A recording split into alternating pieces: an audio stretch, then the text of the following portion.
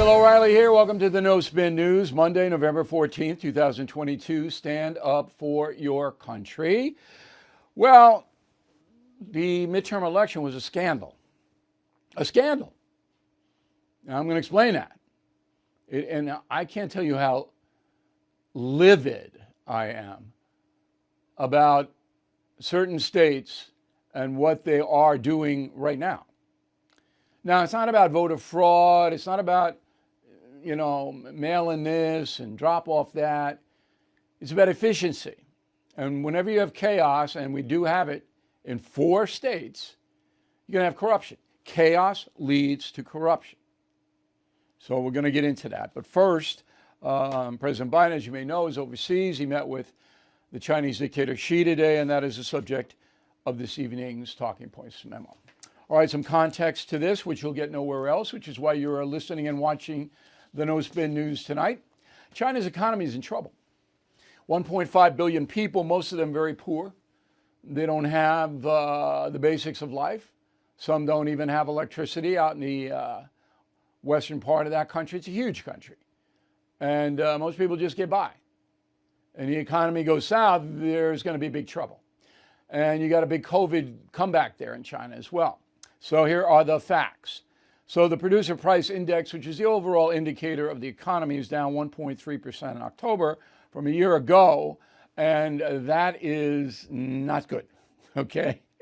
It's the first time that the producer price index has fell since December 2020 in China. But here is the key stat. Prices for pork, which is big in China, pork, up 52%.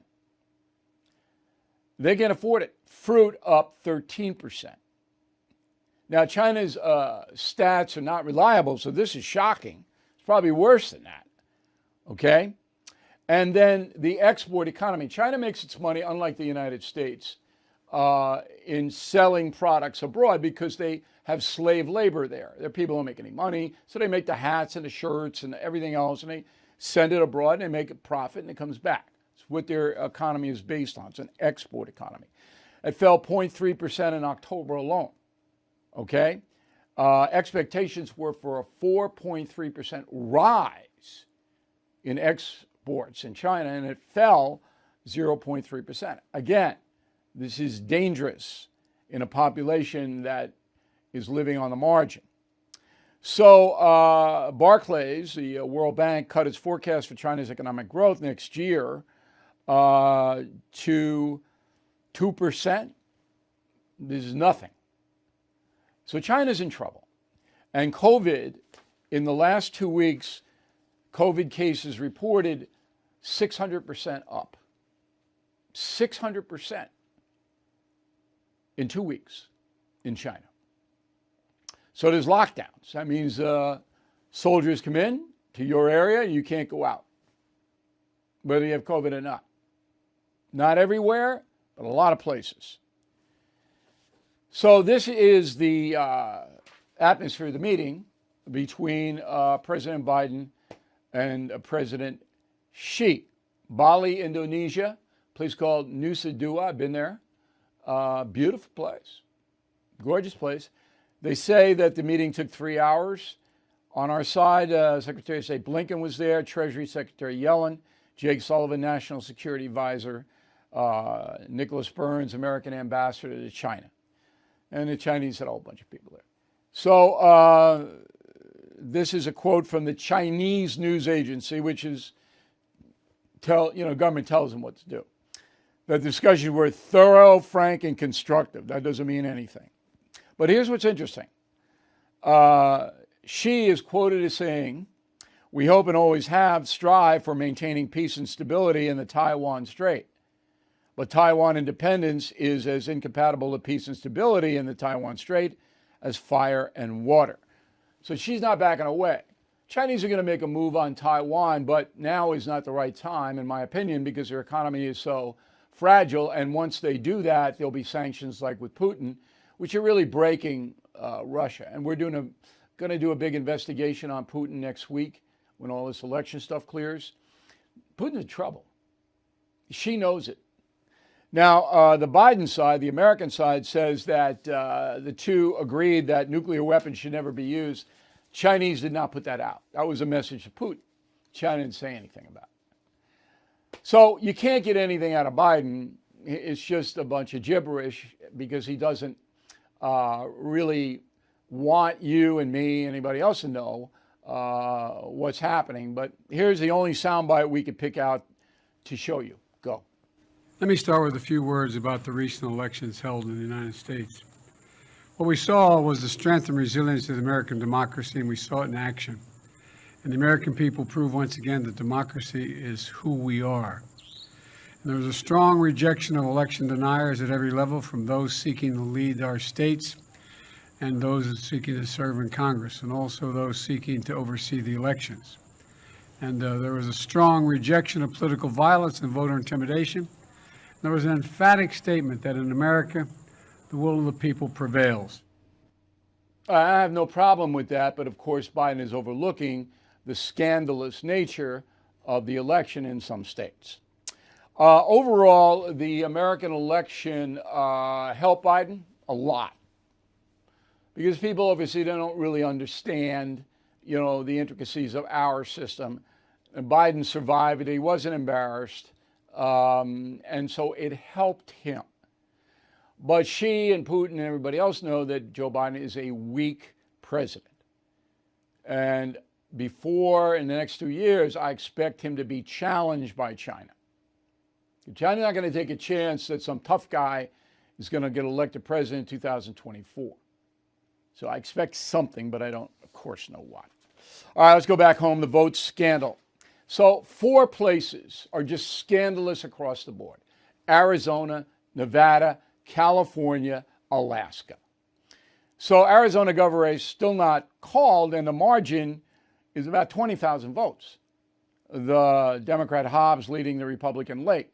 Now that's nothing, 20,000 votes. So, and there are 2 House races in Arizona still not called. So Republicans are probably going to win the House, squeak it out by 1 or 2. But in Arizona, we still don't know. Now, Arizona is a tiny state. And this is almost a week.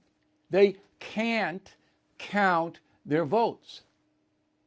So a strong president would have moved federal monitors in already. What the deuce is going on? What's the matter with you people? You can't count the votes in Arizona? 2 House races, those are the most vital. Because if both of those go to Republican, then the House will be Republican. All right, so I think Hobbs will probably beat Lake, but I'm not sure because the margin is very thin, and it changes hourly. Now, in Nevada, same thing, tiny state. Finally, Cortez Masto, the Democrat candidate for Senate, beat Laxalt, the Republican, but only by 6,000 votes. 6,000 votes out of about 1 million cast. So Laxalt should ask for a recount, but he won't because he'd have to pay for it. In Nevada, if you want to recount, you got to pay. So Cortez is now the winner of that Nevada state race. I'm shocked.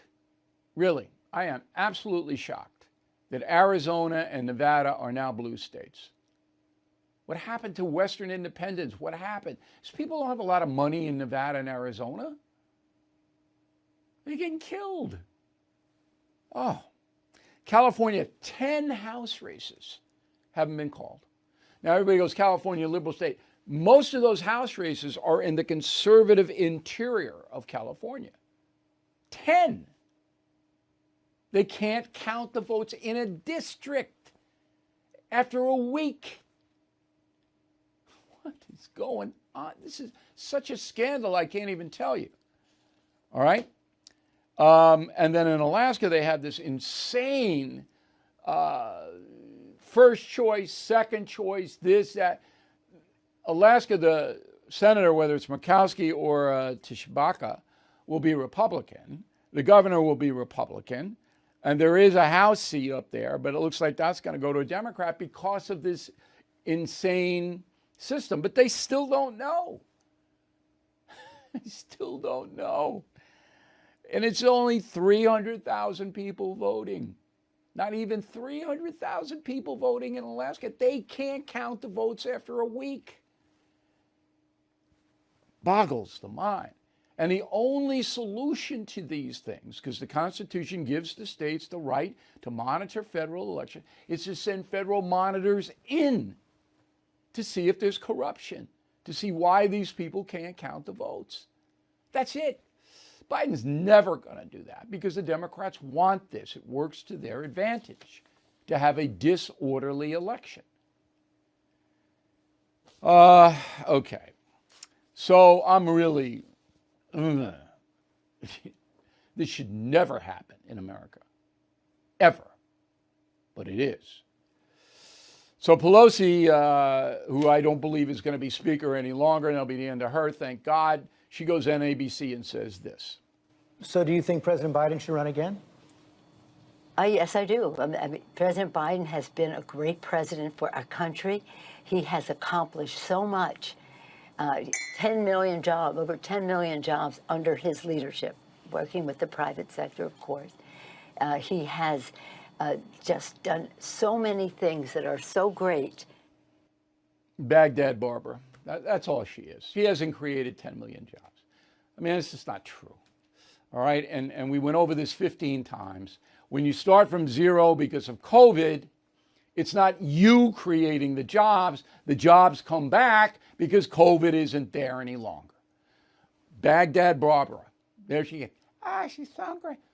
Good riddance, boy. That, and this isn't partisan, it has nothing to do with party, but that woman with that amount of power for all those years, how much damage she did to this country. There is a concerted effort to intimidate and silence conservative thinkers, rewrite American history, and replace our God-given individual liberty with big government controls. The very freedoms secured by our Constitution are now being threatened by the most liberal leftists our nation has ever seen. They have failed to secure our borders, weakened our position on the global stage, are trying to indoctrinate and corrupt our children in school, and the list goes on and on. But there are plenty of patriots with the courage to stand up to the far left. AMAC, the Association of Mature American Citizens, is the leading conservative advocacy and benefits organization in the USA. I am a member, and I hope you will join as well. AMAC members have access to money-saving benefits, a robust website and mobile app, and a magazine filled with all kinds of great content. So please join AMAC today at amac.us and tell them O'Reilly sent you. That's amac.us. All right, let's bring in a guy who's a lot smarter about elections than I am. His name is Zack Smith. He works for the Heritage Legal Foundation, coming to us from Washington, D.C. He is an election expert. Did I make any mistakes in my description of where we are in the midterms right now, Mr. Smith? Well, you're absolutely right, Bill. This delay in counting the votes is absolutely shameful. Unfortunately, what we've seen are certain states and certain election officials are refusing to administer efficient, safe, secure elections. Look, that should really be a bipartisan issue, whether you're a Republican, whether you're a Democrat, whether you're an independent. Everyone should want to make sure that the votes are counted quickly and that they're counted accurately. Unfortunately, certain states, the states that you mentioned, Arizona, Nevada, California, Alaska, and there are others, are having great difficulty in meeting that very low bar. And I suspect part of the reason they're having difficulty doing that is because they've been sloppy in their election processes and procedures. You know, one of the things we did here at the Heritage Foundation, we compiled an election integrity scorecard, and we ranked the states 1 to 50 on how well they did in terms of making sure their elections were safe and secure and how efficiently they could administer that process. And it shouldn't come as a surprise that California ranked 49th out of 50 and Nevada ranked 50 out of 50. And so if the citizens in those states would would But require their elected officials to get serious about this, they could see a much better system being implemented. now, this is a partisan statement I'm going to make, but before that, would you be kind enough to send me the Heritage rankings, and I will use it tomorrow on the No Spin News? I'd like to have Happy that. to I'll do put it. it up so everybody see. Okay, so my contention is Democrats like the chaos. They like the mail-in ballots. They like the drop-offs. They like all this because it's easier for them on their ground game, which they have a much better ground game than Republicans do. That means that people in the precincts that go out and cajole people to vote and things like that, they round up votes. It's much easier to do when you have a very loosely monitored situation. So Democrats don't want reform. My opinion, am I wrong? Well, look, Bill, we do policy, not politics here at the Heritage Foundation. And so certainly it seems to be that many Democratic-run states or liberal-run states and jurisdictions are having serious issues counting the ballots effectively and efficiently. And part of the reason for that is that for so long, these individuals, particularly these individuals on the left, have resisted implementing common sense election safeguards. Yeah, they don't want it. Right, Well, but they don't want it for a reason, Mr. Smith. They don't want it for a reason. It's not just gross incompetence. Yes, gross incompetence is in play. But there is a reason they don't want to do what Florida did. So in 2000, the most famous American screw-up election, Florida was just a disgrace. All right? Well, they revamped the whole thing, and now Florida is one of the most efficient. I bet you it's in the top 10 in your list, is it not? Florida does very well, and they deserve a lot of kudos for implementing common sense legislation. Look, the problem in part, Bill, is whenever states move to enact these common sense reforms that, by the way, are very popular across the political spectrum, across races, across genders, because they are such common sense solutions, these states face lawsuits. They're often collusive in nature, where those who are bringing the suits find a favorable election official who will enter a favorable settlement. And so when you get Heritage Election Integrity Scorecard, we have 12 broad categories that we suggest states should implement that will help avoid many of the problems that we're currently seeing. Okay. Let's turn to the House of Representatives. I've been following this every hour. So frustrating because the ticker doesn't move. We're in Monday night now. Vote was last Tuesday night. And it's still in some places in California, some districts, small districts, this is not LA or San Francisco, 38% of the vote in, 40% of the vote. Are you looking at you? But from my math, it looks like the Republicans will take the House by 1 or 2. Is that what you have? Well, it certainly seems to be what's being reported right now. I know it's a much smaller wave than was initially anticipated. But look, I think going back to the original point, Bill, this is shameful that it's taking so long. But have you guys been counting the districts? Do you concur that it's likely Republicans will win the House? Or do you not know? Well, that is a question that is better answered by many of my colleagues at Heritage Action, the Heritage Foundation's sister organization, and others. But look, the delay in knowing the outcome is absolutely shameful, is something that should not be repeated again. And if states will get serious about election integrity, running safe, secure, efficient elections, they can take a look at the Heritage Foundation's Election Integrity Scorecard to find those best practices. Okay, so you're not going to tell me what you think. How about your colleagues? Have any of them gone on the record by saying they think one or the other party will take the House?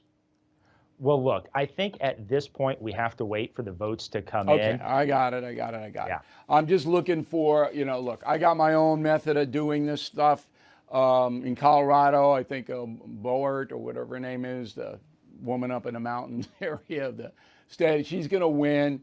That takes it up to 213, and then they need 5 more. And then, as I said, the districts in play in California are in the Central Valley, in the conservative parts of the state. We got 2 in Arizona.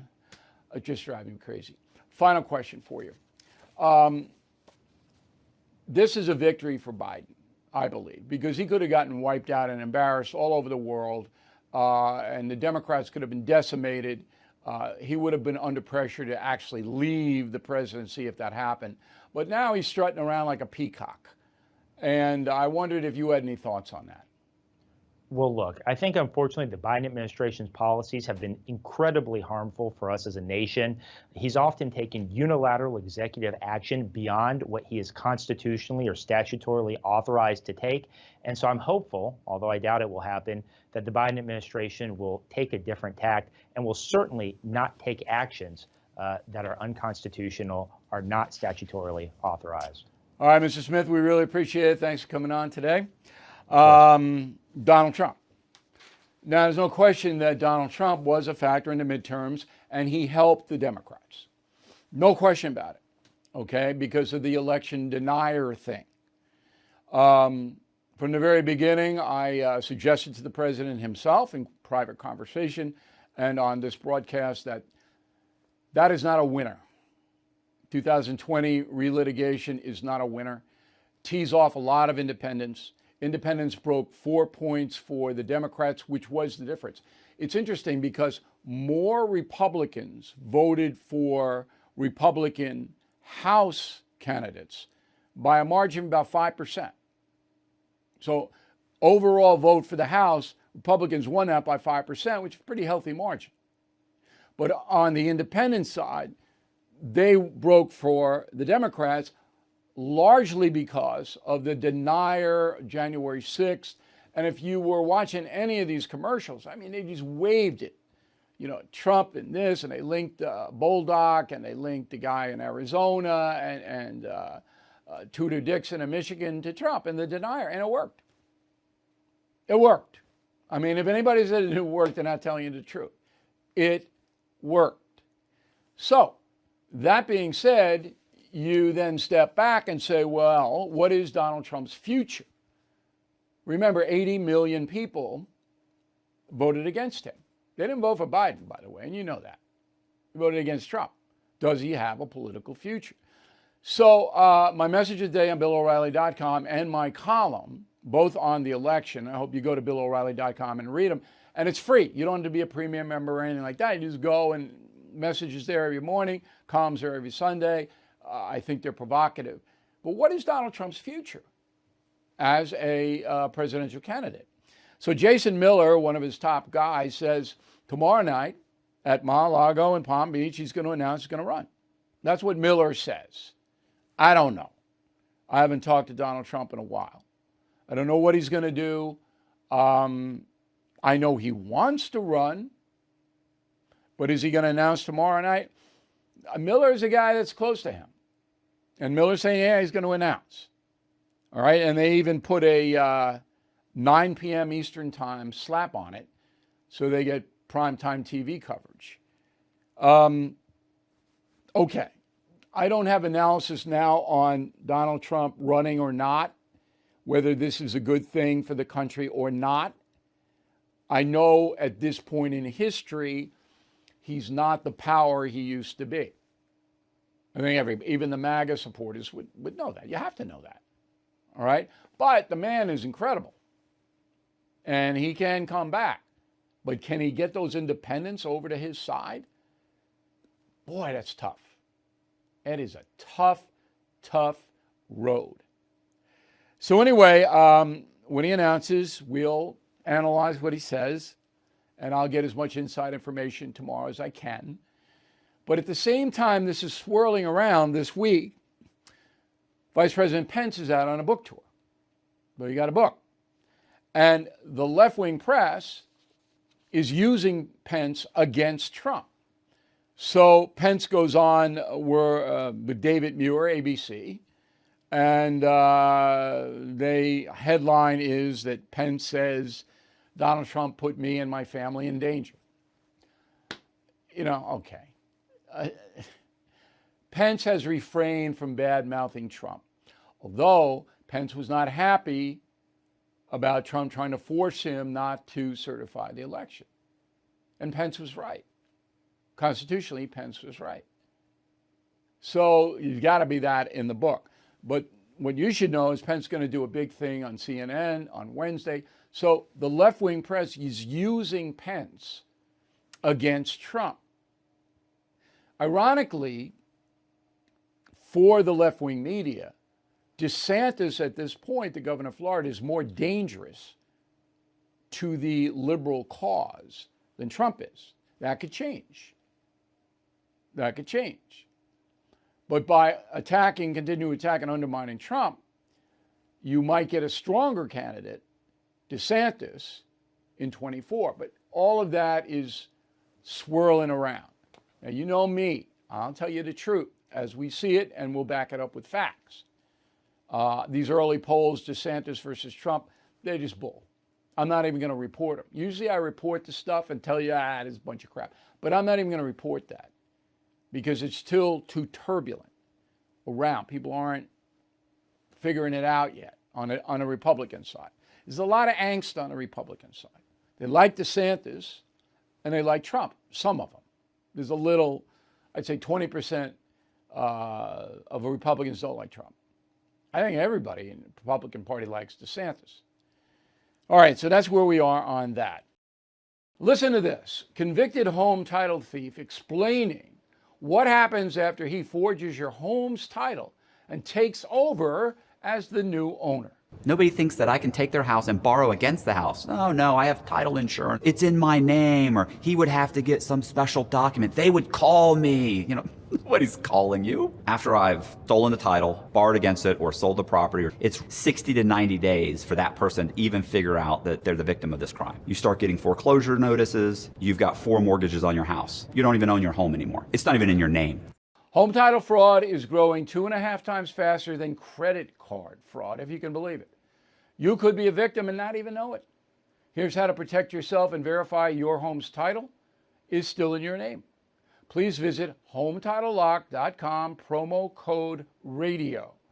Then register your address for your no-obligation home title report, a $100 value free. Again, get your free home title report at HometitleLock.com, promo code RADIO. Here is the final thought of the day. The BillO'Reilly.com Christmas store is open. I want to save you money because you're going to need it. Okay, this is number 1 here. You got every killing book, every single one, all 12. All right? And you can buy them in bulk and we'll give you a very nice price. So this will give you an amazing array of gifts for far beyond what they would cost individually. Then we have the 3-book killer bundle, okay? Killing the Mob, Killing the Killers, and Killing the Legends. Now, these are the 3 most recent books. And we are taking $36 off them, okay? Again, this is going to save you and these are great books. People don't have to like me. They open the book and they start to read it. All of these books, there's 19 million copies of my book in print. There's a reason for that. They're fun to read. Okay, if you're not the literary type or you don't know anybody who likes to read, let's go to the other stuff in the BillO'Reilly.com store. Stand Up for Your Country coffee mugs are back. They sold out last year. They're back. And they are the best. I use them every single day. 3 colors. Then we have Live the Good Life metallic bumper sticker. You don't have to paste it on. So Live the Good Life, the Smart Life. I don't even know what my brand is anymore. Live the Smart Life. Not a political statement. Okay? It's a statement telling everybody that you're kind of living the smart life. And we have that metallic. We also have Stand Up for Your Country metallic bumper stickers. Beautiful, gorgeous. Then we have Christmas ornaments. God Bless America Christmas. Now these I have on my tree, red, white, and blue. And we're keeping the prices of all this stuff down. These are beautiful, beautiful Christmas ornaments.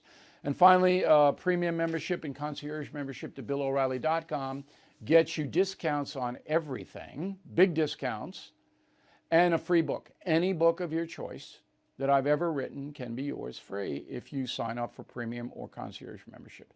So anyway, that's the BillO'Reilly.com Christmas store. It'll save you a ton of money.